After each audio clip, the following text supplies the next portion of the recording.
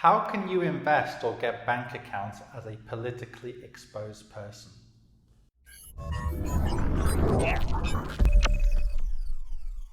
So in this video, I'm going to talk about getting bank accounts or investing as a politically exposed person, or for that matter, somebody who has a situation like they've got adverse media or they're in a high risk industry. Now, before doing that, you can go over to adamfire.com, especially if you're an expat or a high net wealth individual, and see how I can help you. Now, in the media in the last few days, there's been a huge story in the UK, and that's Nigel Farage, who used to run the Brexit Party, and UKIP has had his bank accounts closed in many cases. Now, the story is a bit complicated. I'm not going to go into it entirely because I didn't know a video on this. But one thing that he did say, regardless of whether you agree with his politics or not, is that if you're a politically exposed person, a PEP or PEP, it's less likely you can get banking or investing accounts, or indeed mortgages or anything related to the financial industry. That is true in the UK, it's true globally, and I've had experience in this situation before dealing with PEPs. Now, a PEP is not just somebody who's currently in politics. It can be somebody who used to be quite senior, or indeed a family member of a PEP. And the reason it's harder is, allegedly, the regulations trying to say, well, there could be corruption, obviously, especially in some countries where sons and daughters and other family members of the PEP is misusing public money. Now, the question is, how do you get a bank account or an investing account, especially offshore if you're a PEP? Now, you've got to remember a few things here. Number one, obviously, you're always going to be considered higher risk, but it's better to declare it on the application form. It's also better to deal with somebody who can look at the entire market, because if you go to, for example, one of the big banks and they reject you, then that's it. You have to go to the next bank and use your time and waste your time.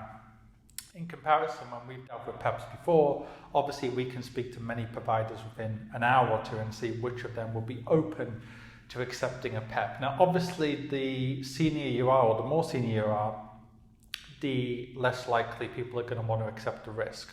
But I think if you're patient, if you're transparent, you're more likely to get accepted, because of course, if you are going to be accepted, there's going to be more enhanced due diligence. They're going to want to see, for example, okay, you're saying you earn this much, we can see you're earning this much based on the public records. So, for example, if you're an MP in certain countries, if you can demonstrate the only income you're getting is from your public duties and anything else like speaker fees or whatever is just vanilla ways of making money, then it's far easier. And as a follow-up to that, obviously, if you're just trying to invest relatively small amounts of money, it's going to be easier, right? If you're looking to invest $1,000 a month for retirement or $100,000 in a lump sum, that's much more likely, obviously, to be accepted compared to if you're trying to put away millions and you can't explain where those millions have came from. So those are the kind of basic things. I think if you're transparent, if you're straightforward, if you're willing to show all the documents for all of your wealth, you deal with somebody who can see the entire market, who can therefore maybe get you through with one or two providers, and very much continue being transparent even if the providers ask you for more information, the banking and investing providers. I think that's one of the key things to do here. Beyond that, though, we have to remember something else. When it comes to these compliance checks, people who have had adverse media are also flagged. So, for example, if you have been in the media before for example, allegedly being involved in a fight or something which has been shown in the media, even if you haven't been convicted, it is true to say that a lot of the banking providers and other investing providers will flag this and ask for an explanation.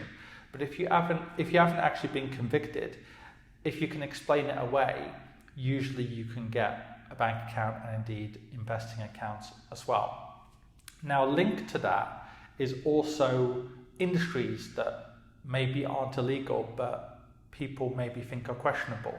So, for example, when it comes to online gambling, which can sometimes do harm and can be associated with money laundering, or, for example, soft sex services, or even any service that can be linked to money laundering, financial services, cash-based businesses and so on, it is true that some providers are not going to want to accept those kind of businesses.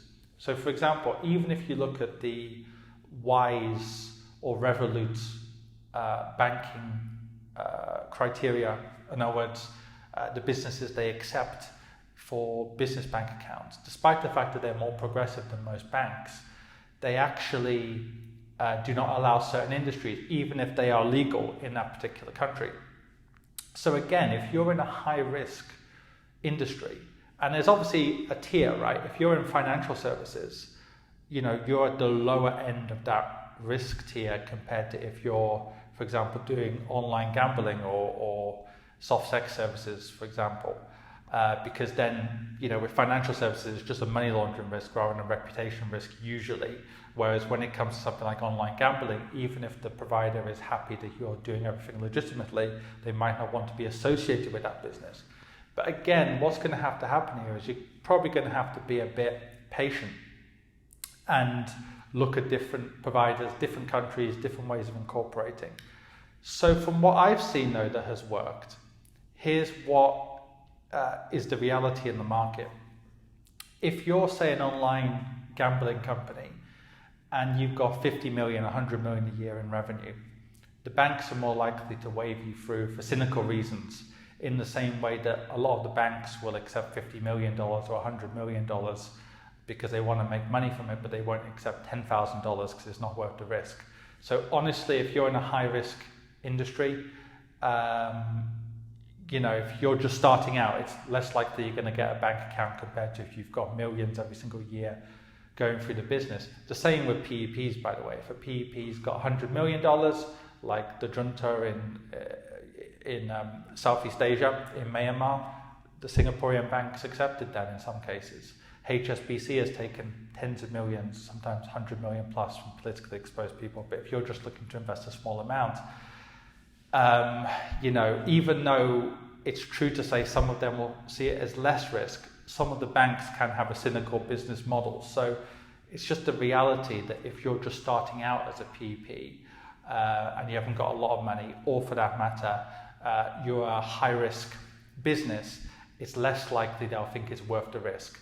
And if you think about it even logically, even though mostly it's a cynical decision, it does make sense, because if you're a high-risk customer, regardless of whether you're a PEP or a business in a questionable area, if you're only going to be giving the bank 100 grand a year of revenue or investing 100 grand, they're taking a huge risk if something goes wrong. Whereas, if you've got a huge amount of money, even if they get fined for it, they've still made a lot of money from you and accepting other clients like you.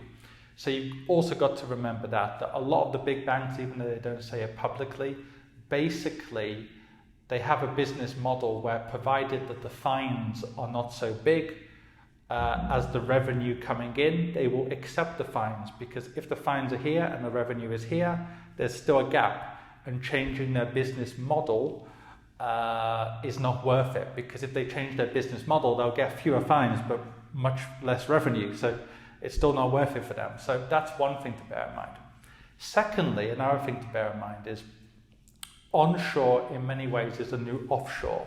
What do I mean by that? If you set up a company in the UK, for example, even as a non-resident, and you bank in the UK, or the US, Delaware corporations are quite big, or some of the more, less sleazy sounding offshore jurisdictions in the world, you're actually more likely to actually have a successful banking relationship compared to if you go to, say, the Cayman Islands or one of the traditional offshore jurisdictions. So one of the ironic things about all the media speculation about the offshore industry is actually the biggest offshore industries are in the US and the UK now, both the City of London and also places like Delaware. So in reality, the traditional offshore jurisdictions like Cayman are very, very restricted and regulated now. So if you're an online gambling company, you don't live in the Cayman Islands, and you're just starting out, it's very unlikely you're going to get banking in the Cayman Islands. So actually, in the modern day, if you're just starting out in a high-risk industry, the ironic thing is incorporating in a developed country like the UK or the US is probably actually going to increase the chances you're going to get banking compared to going to some of the traditional offshore industries. So basically, to summarize this video then, there is a lot of hypocrisy about PEPs, about risk. The banks, the big banks especially, are very, very hypocritical with their model, but it is what it is.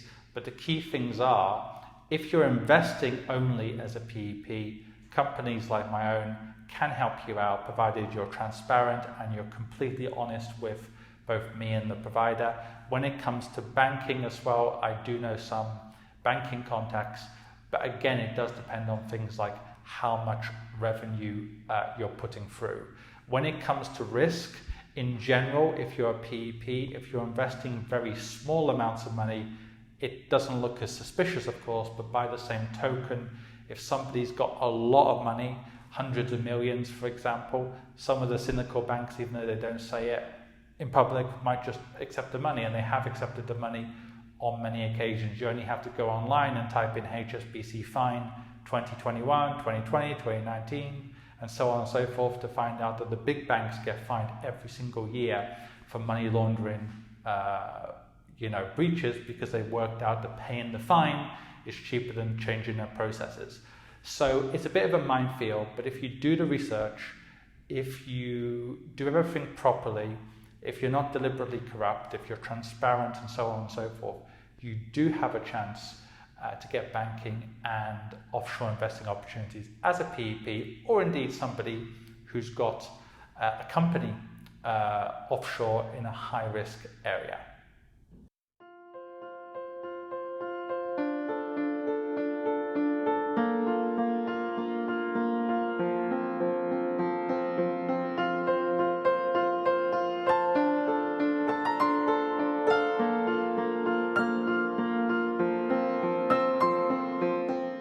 Depends on every person's individual goals, how much money they want to invest, how long they want to invest. And I did not have at all the feeling from any bank with which I had contact with that they were interested in these things. Mm-hmm. Whereas with you, it was from the very beginning obvious to me that you had experience in these matters and also were interested in what I wanted to achieve. Anyways, I'm very, very pleased and positive to say that I believe I've picked the right one. The results in the last couple of years have overreached my expectations by far. And I see no reason why it should not continue. Of course, I can highly recommend him as your financial advisor for now and for the future, because hesitating is missing out. So I'm investing a lot in the Middle East market, but the amount of returns I'm getting from there is very low as per the amount of returns I'm getting from the investment portfolio which you made for me. Obviously, the best result in market right now is Adam.